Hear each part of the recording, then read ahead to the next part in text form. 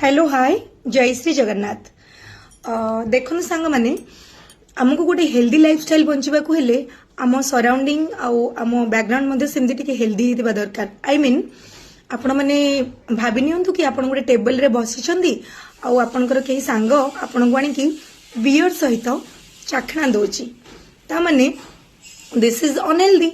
तो से आपण अनहेल्दी खाइबा आपण को सजेस्ट करला तो ऑब्वियसली से गोटे अनहेल्दी फ्रेंड आपण एमती बसिचंदी टेबल रे गोटे सांग आनी आपण को एमती राती रे बतुरा आइतबा ड्राई फ्रूट्स या फिर ओट्स सजेस्ट करछि खाइबा पई। तो एटा गोटे हेल्दी फूड तो ता माने आपनकर से सांगटी भी निजे हेल्दी बोली तो आपन को हेल्दी फूड सजेस्ट करला ना। आरो सांगटी जे अनहेल्दी थिला बियर से तो चाखना सजेस्ट करथिला ऑब्वियसली से अनहेल्दी सेत पे आपन को अनहेल्दी फूड सजेस्ट करला।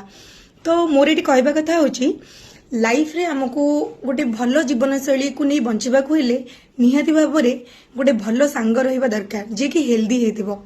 तो मो कहबा कथा एटी कोटिए सांग बनेबा अपेक्षा गोटिए हेल्दी सांग बनैबा बहुत इंपोर्टेंट होता है।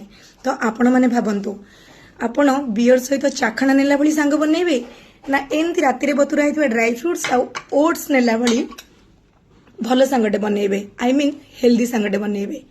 कौन ठीक कहली ना। जय श्री जगन्नाथ।